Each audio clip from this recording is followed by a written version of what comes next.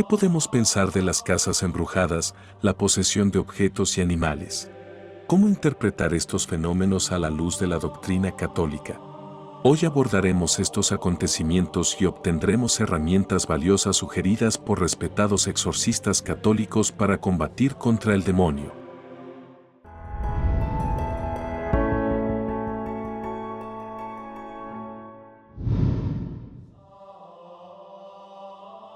El siguiente contenido se elaboró para dar respuesta a las inquietudes que tienen muchos católicos sobre las casas embrujadas, llamadas por los exorcistas como infestaciones demoníacas, la posesión de animales y objetos. Estos fenómenos generan curiosidad, pero a su vez, afectan a diversas personas en el mundo. Lamentablemente, muchos evitan abordar estos temas, porque no tienen fundamentos teológicos o simplemente les da temor ser catalogados como anticuados, supersticiosos o mentirosos. Más allá del sensacionalismo, los católicos debemos conocer la realidad de estos males y saber cómo actuar según las enseñanzas de la Iglesia. A través de los siguientes relatos, sacerdotes exorcistas con décadas de experiencia como el padre Gabriele Amort y José Antonio Fortea han abordado estos fenómenos desde sus vivencias, siempre siendo moderados y cuidadosos para no desviarse de las doctrinas cristianas. De seguro, sus valiosos comentarios nos ayudarán a tener una mejor claridad frente al mundo espiritual y serán una gran herramienta para quienes padecen de los ataques del demonio. Todos hemos escuchado casos de fenómenos paranormales que resultan asombrosos e inexplicables. Algunas personas incluso han vivido de primera mano apariciones, ruidos extraños y desconocidos, movimientos y caídas de objetos, ambientes fríos, sensaciones extrañas en el cuerpo, entre otras experiencias raras para las cuales no existen explicaciones lógicas o científicas. Para los escépticos, las narraciones que han sido recopiladas por los exorcistas parecen sacadas de libros de terror o de cuentos de hadas. Piensan que son inventos de la religión para generar temor en las comunidades y no logran dimensionar que es una realidad del mundo espiritual. Son tantas las narraciones de familias enteras afectadas en el mundo, que no podemos ignorar que es una situación que interfiere en el desarrollo normal de un hogar o lugar de trabajo. Sería muy necio pensar que, en todas las situaciones, solo se tratan de personas con trastornos mentales o malas interpretaciones de la mente. Reconociendo que en muchos casos, solo es una mala jugada de la mente o engaños, siempre hay porcentaje considerable de situaciones reales que atormentan a hogares enteros. Familias que no logran conciliar el sueño e incluso varios han podido hacer registros audiovisuales de sus padecimientos. Por eso, ante tantas dudas y búsqueda de una respuesta cristiana para estos males, hoy abordaremos las infestaciones diabólicas con énfasis en las casas embrujadas. La posesión de animales y objetos desde una cosmovisión cristiana. Veremos a continuación las opiniones de exorcistas católicos con muchos años de experiencia en el campo. También conoceremos algunos relatos asombrosos de acontecimientos que ellos mismos vivieron de primera mano y abordaremos las herramientas valiosas para combatir estos males. Empecemos conociendo la opinión del padre Gabriele Amort frente a este tema y escuchemos algunos de sus relatos asombrosos. El padre Amort fue un reconocido exorcista que por décadas combatió cara a cara contra el demonio, realizando cientos de exorcismos con la bendición de su obispo. Relatos del padre Gabriele Amort. En uno de sus libros el padre Amort afirma lo siguiente: es evidente que existen las infestaciones diabólicas en casas, objetos y animales.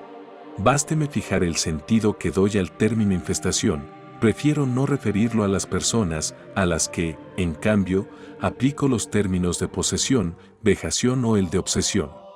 De lo que he conocido de primera mano, las infestaciones son el nivel más bajo de acción extraordinaria del demonio, luego están las vejaciones y por último, las terribles posesiones. Cuando le preguntaron al padre Amort ¿existen entonces las casas embrujadas?, él amplió la respuesta de la siguiente manera: yo prefiero llamarlas casas infestadas, y existen muchas en el mundo.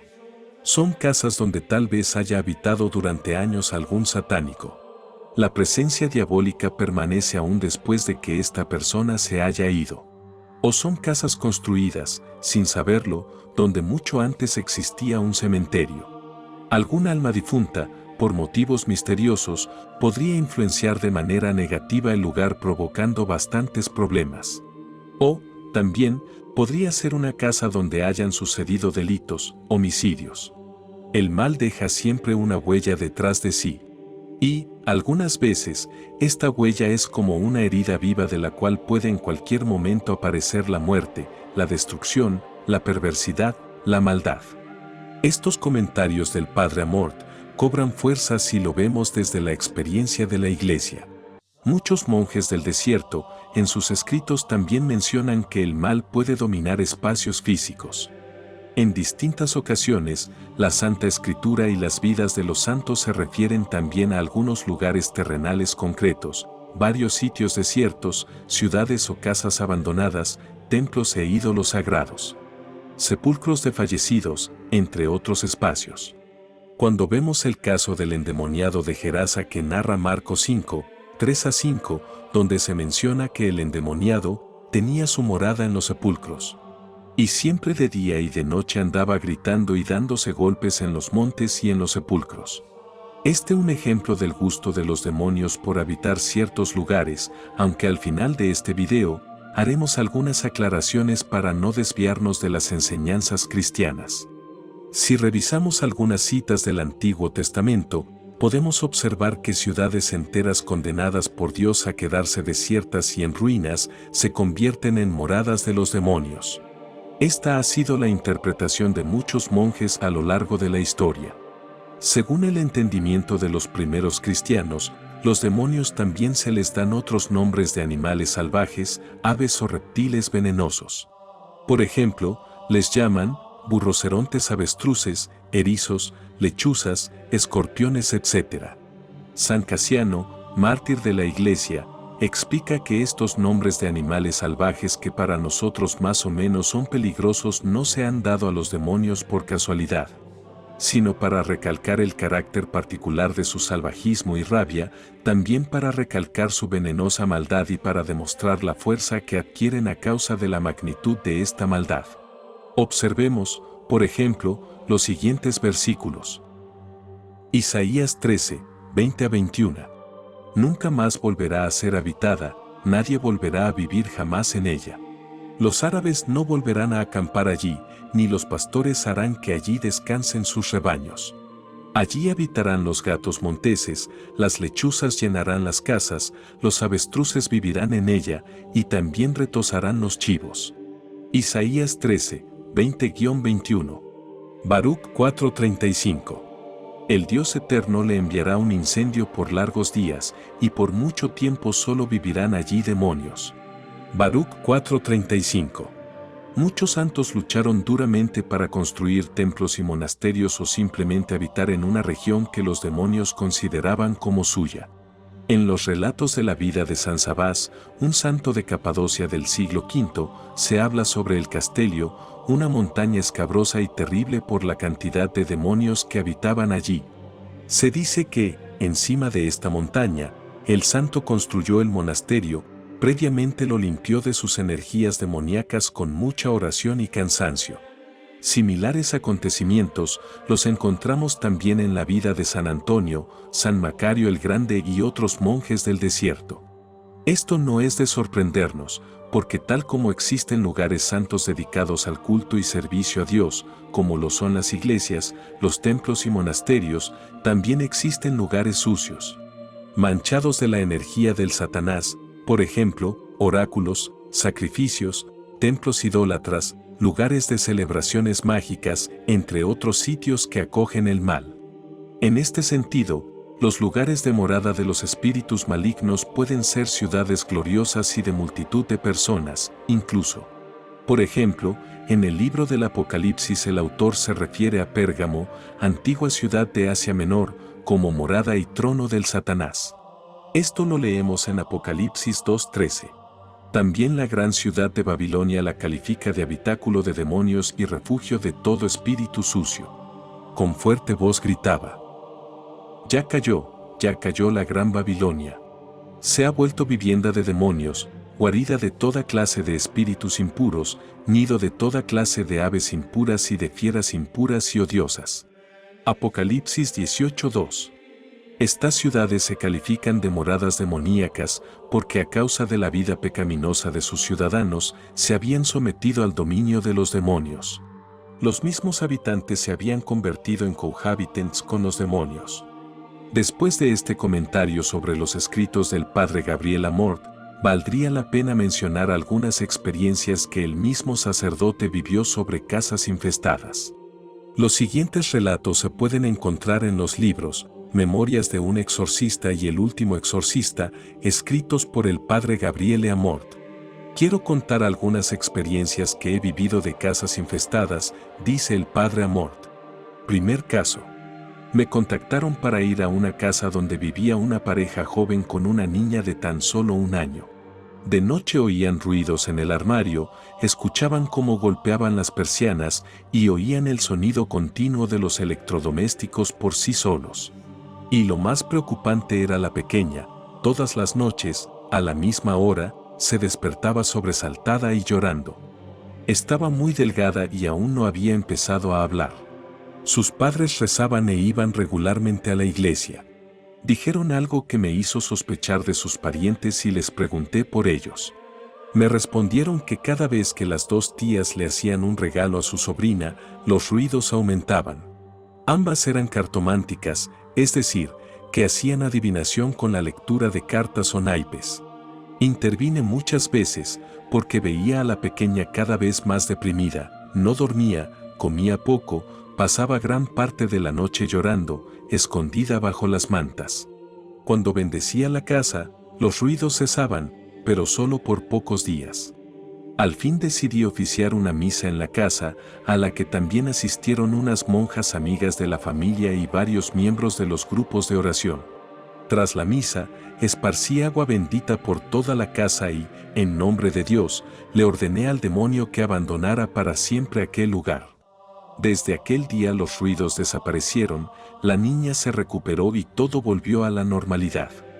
El caso anterior narrado por el padre Amorth muestra la importancia de acudir en busca de un sacerdote, quien, con la autoridad apostólica recibida por Cristo, puede intervenir y echar al mal. Todo cristiano puede combatir el mal con la oración y la Iglesia enseña que en el nombre de Cristo hay poder. Sin embargo, cuando el mal está bien asentado en un hogar, Dios nos ha dejado al sacerdote como un instrumento de liberación a través del agua bendita, el oficio de la misa y sus rituales de oración. Segundo caso. Hacía 1 año que había muerto un hombre alejado de Dios, a quien nadie quería a causa de su maldad. Antes en aquella casa ya habían ocurrido hechos extraños, objetos de oro que ante la foto del hombre se volvían blancos, figuras de adorno que desaparecían.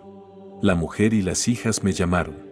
Yo conocía al difunto y pensé que necesitaba indulgencias, de modo que encargué varias misas.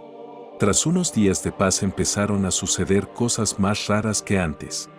Una de las hijas estaba casada y tenía una niña de 2 años y medio. Todas las noches, a la misma hora, la pequeña se despertaba sobresaltada y gritando. A petición de la familia bendije la casa varias veces, pero la tranquilidad solo duraba pocos días. Al fin decidí oficiar una santa misa de tarde e invité a parientes y vecinos. En primer lugar, rezamos el rosario. Durante la oración la niña se puso más nerviosa que nunca, empezó a saltar en la cama, a molestar a los presentes y enredar con las cuentas del rosario. Después también nos importunó al comienzo de la misa. Durante la lectura del Evangelio, elegí un pasaje en el que Jesús expulsa a un demonio, la pequeña se quedó quieta, de pie, y ya no se movió más. Tras la consagración eucarística la niña gritó, «Mamá, la cosa fea se ha tirado por la ventana». Esa fue la señal de que la casa se había liberado de la presencia demoníaca. Y por fin se reinstauró la paz.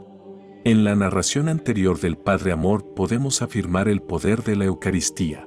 Efectivamente, muchas liberaciones son conseguidas en una sola persona o familias enteras cuando se recibe el cuerpo y la sangre de Cristo en el sacramento de la Eucaristía. Cristo viene a habitar en nosotros ahuyentando el mal. Tercer caso. Quiero contar otro caso de infestación que atormentó a una familia y yo mismo presencié. Dos cónyuges y su hija trabajaban como cuidadores de una casa de campo, vivían en una casita construida junto a la vivienda señorial. Desde hacía 14 años, es decir, desde que realizaban ese trabajo les había pasado de todo. Es importante señalar que cerca de la finca había un castillo derruido, del que solo quedaba en pie una torre.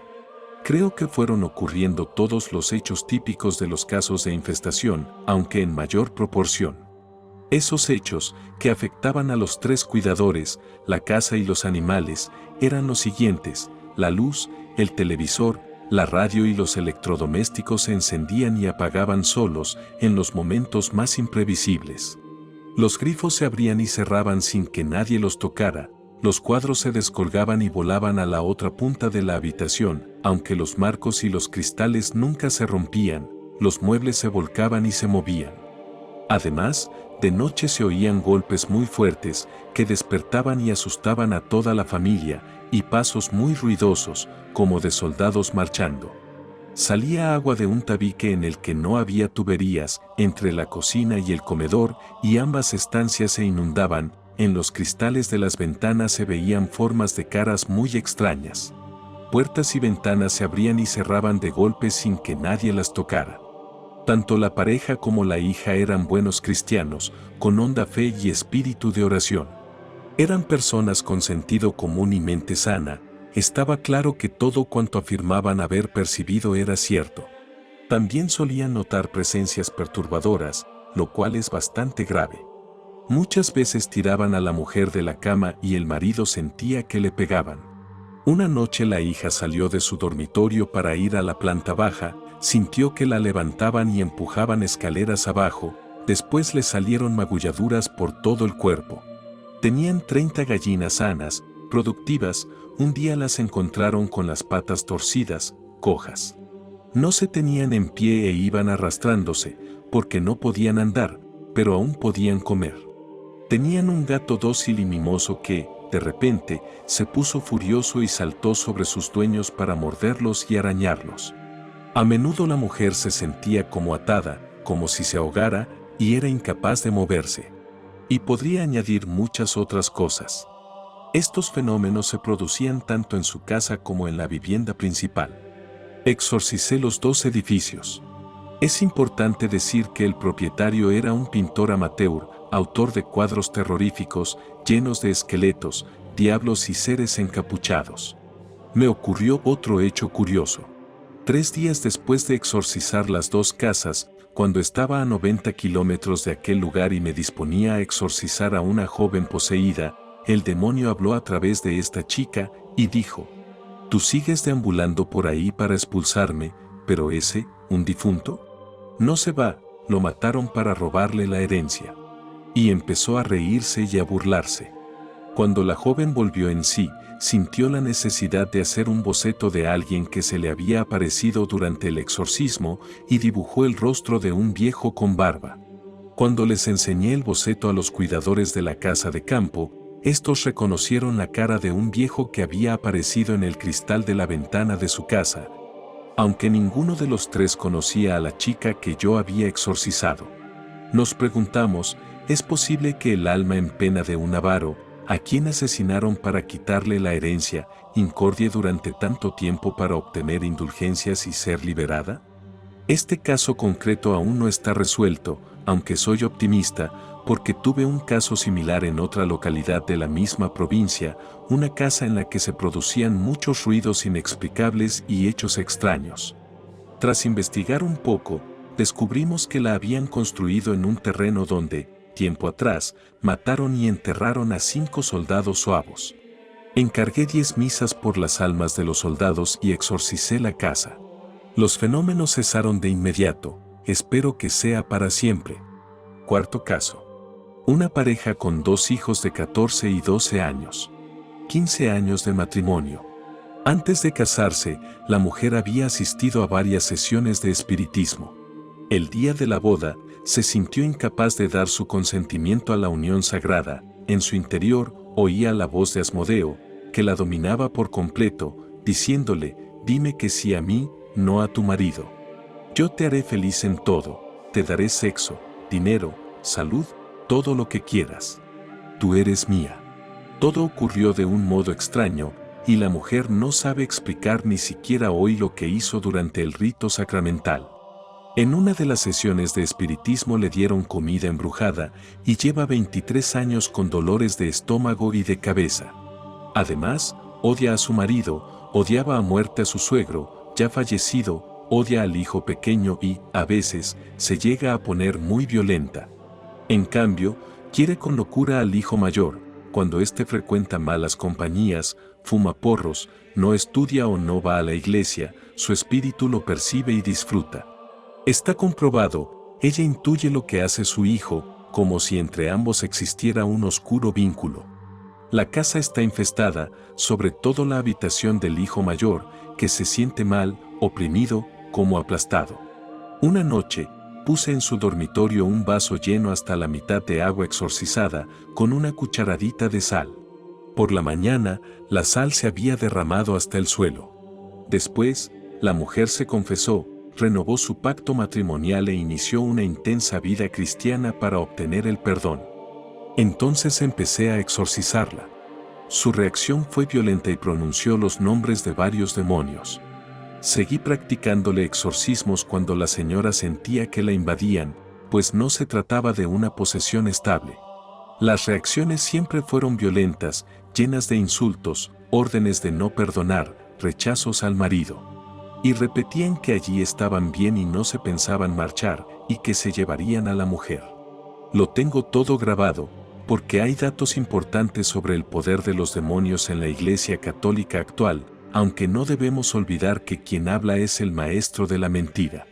Cuando no podía intervenir en persona, practicaba el exorcismo por teléfono, con los mismos resultados.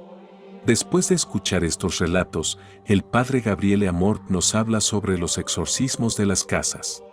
El padre Amort menciona la ausencia del exorcismo de las casas en las Sagradas Escrituras. También su ausencia en el ritual de exorcismo.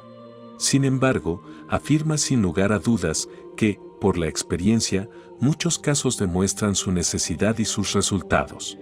Es verdad que al final del exorcismo de León XIII se dice que hay que bendecir el lugar donde se realiza dicha oración, pero todo el contenido está orientado a invocar la protección de Dios sobre la Iglesia contra los espíritus malignos, sin ninguna referencia a los lugares.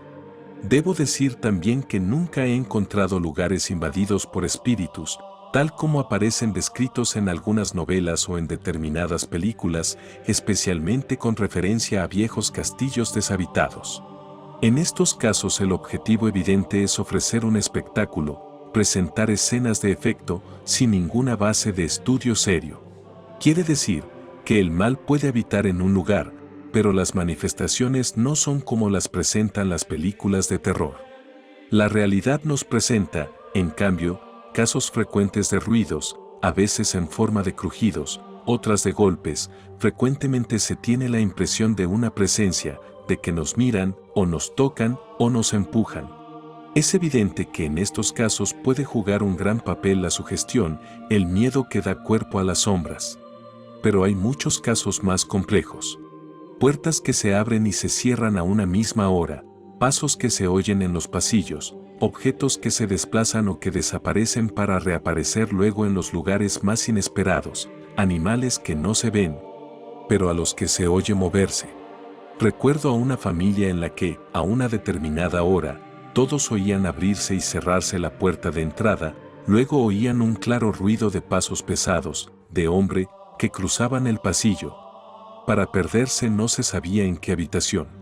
Un día, estando presente un amigo, se oyó el habitual ruido y el amigo preguntó quién había entrado. Para no asustarle, le respondieron que era un huésped de paso. Sé de insectos, gatos y serpientes que se han materializado. Una persona a la que yo bendecía encontró incluso un sapo vivo en la almohada. La mayoría de veces la presencia maléfica en un ambiente se manifiesta causando trastornos físicos, insomnio, dolores de cabeza o de estómago, un malestar general que cuando la persona se va a otro sitio no se produce.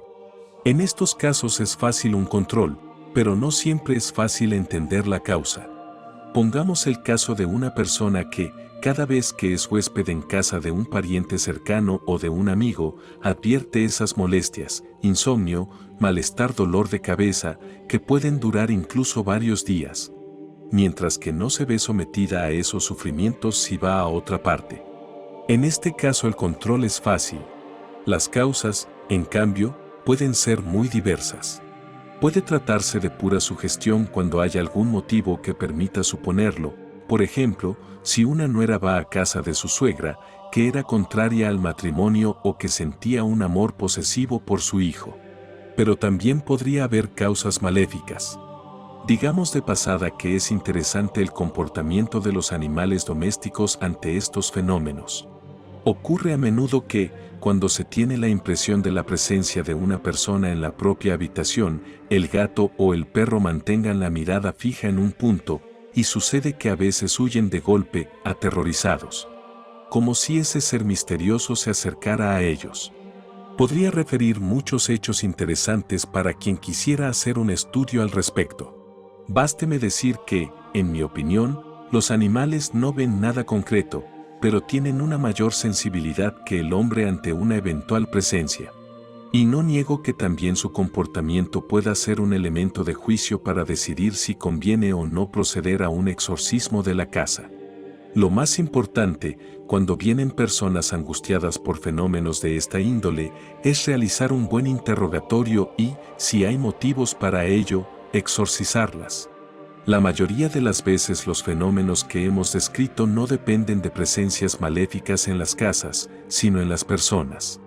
En muchos casos no he obtenido ningún éxito con el exorcismo de la casa, mientras que luego, al exorcizar a la persona o a las personas, los fenómenos en la casa disminuían paulatinamente hasta desaparecer del todo. ¿Cómo se puede realizar el exorcismo de las casas? Esta es la respuesta del Padre Amor de sus décadas de experiencia como exorcista. El Padre Cándido, quien fue mi mentor, y yo usamos este método.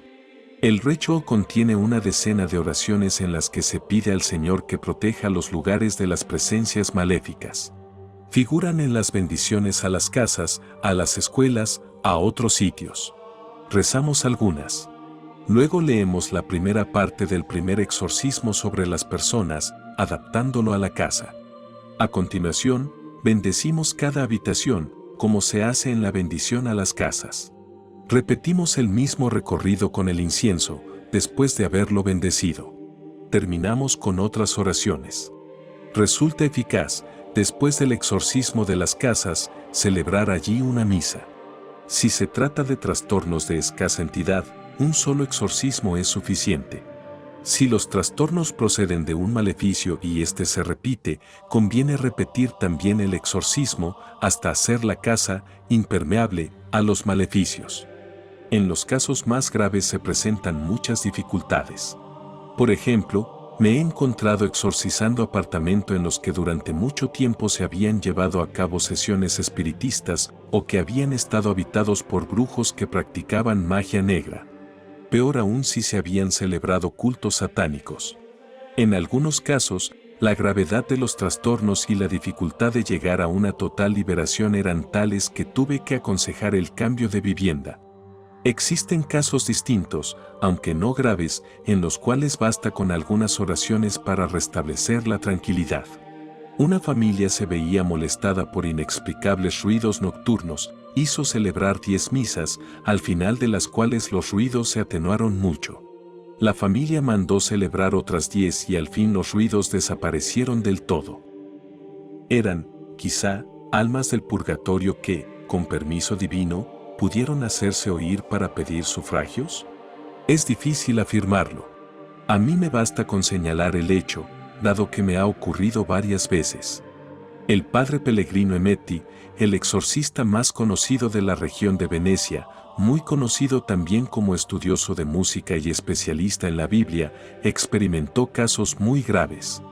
En una familia, además de abrirse y cerrarse ventanas y puertas, pese a estar bien cerradas, volaban sillas, bailaban los armarios, sucedían cosas de todo tipo. Encontró una solución en el uso simultáneo de los tres sacramentales a los que nosotros, los exorcistas, recurrimos continuamente. Aconsejó mezclar juntos en un recipiente cualquiera, tacita, vaso, agua, aceite y sal exorcizados, y verter a continuación, todas las tardes, una cucharadita de esa mezcla sobre la parte baja de cada ventana y al pie de todas las puertas, rezando cada vez un Padre Nuestro. El remedio resultó decisivo. Después de un cierto tiempo aquella familia suspendió esa costumbre. Pasada una semana los inconvenientes volvieron a perturbar la tranquilidad doméstica. Para cesar inmediatamente apenas se reanudó el uso del remedio sugerido. Otra pregunta que me han hecho se refiere a los animales domésticos. ¿Es posible que sean poseídos por el demonio? ¿Qué hay que hacer? En la Biblia, los evangelios hablan de una legión de demonios que pidió permiso al Señor Jesús para entrar en 2 manadas de cerdos. Jesús lo permitió y todos aquellos animales se precipitaron en un lago, donde se ahogaron. Sé de un caso donde un exorcista sin experiencia ordenó a un demonio que se introdujera en el cerdo de una familia campesina. El animal se puso furioso y atacó a su dueña. Por supuesto, lo sacrificaron inmediatamente. Pero como vemos, son casos muy aislados que han conducido enseguida a la muerte del animal. Me refirieron el caso de un mago que usaba a su gato para llevar a destino objetos maléficos. En este caso yo diría que el endemoniado era el amo, no el animal. Nótese también que el gato es considerado como un animal que absorbe espíritus y a veces los espíritus maléficos se hacen visibles en forma de gato. Para algunos magos y para ciertas clases de magia es fundamental servirse de un gato. Pero este simpático animal no tiene ninguna culpa de ello y no podemos caer en agüeros sin fundamento que lleven al maltrato de animales. Digamos, sin embargo, que, potencialmente, también la infestación de animales es posible y es lícito proceder a bendiciones sobre ellos para obtener su liberación. Sin embargo, deseo aclarar que, en todos los casos de infestación, ya sea de lugares, objetos o animales, el exorcista debe conocer los fenómenos debidos a causas paranormales. Es un conocimiento necesario para evitar una mala interpretación. Es notorio que a pesar de no estar en la Biblia el exorcismo de las casas, ya en los primeros siglos del cristianismo se exorcizaban casas, animales y objetos. Orígenes, entre otros, ha dejado testimonio de este hecho. Justamente, como ya hemos hecho notar, el Nuevo Catecismo habla de exorcismos no solo de las personas, sino también de los objetos en el numeral 1673. Después de escuchar los comentarios y los relatos del padre Gabriel Amorth, ahora escuchemos la opinión del padre Fortea sobre la posesión de objetos y de animales o la infestación de las casas. El padre José Antonio Fortea, un sacerdote y exorcista con décadas de experiencia en el combate contra el demonio. En su libro Suma Demoníaca menciona lo siguiente. ¿Pueden ser infestadas las casas, los objetos o los animales? En la opinión del padre Fortea, la posesión de animales, objetos o lugares se llama infestación. La posesión de lugares es un fenómeno común, pero la de animales es muy extraña. Prácticamente no ocurre nunca. Si ocurriera, sacrificando al animal saldría el demonio y no pasaría nada más. Es decir, el demonio al abandonar al animal, porque ha muerto, ya no posee ni perjudica a nadie más. Me han sido referidos muy pocos casos de infestación de animales. En un caso de infestación de una casa, fue un sacerdote a realizar el exorcismo del lugar. Desde ese día la casa quedó liberada, pero el perro, un perro bastante voluminoso, comenzó a tener el siguiente comportamiento extraño. Cada vez que abrían la puerta de la cerca o reja, se iba corriendo hacia una carretera muy transitada y se tumbaba en medio del asfalto. Pocas veces tuvieron que sacarlo de ahí ya que pronto murió arrollado por un coche. La infestación de la casa puede ocurrir cuando en la misma se ha practicado espiritismo, ritos satánicos, santería o cualquier otra forma de ocultismo. Esto es una experiencia común y no requiere de mayores explicaciones. La infestación de un objeto, según el sentir de la mayoría de los exorcistas, solo ocurre si ese objeto se ha usado en un rito de maleficio o hechizo. Que un determinado objeto está infestado lo sabríamos porque ese objeto provoca fenómenos demoníacos allí donde está. Normalmente lo que provoca es una influencia externa. Es decir, allí donde está ese objeto se mueven cosas, hay ruidos inexplicables, olores desagradables, etc.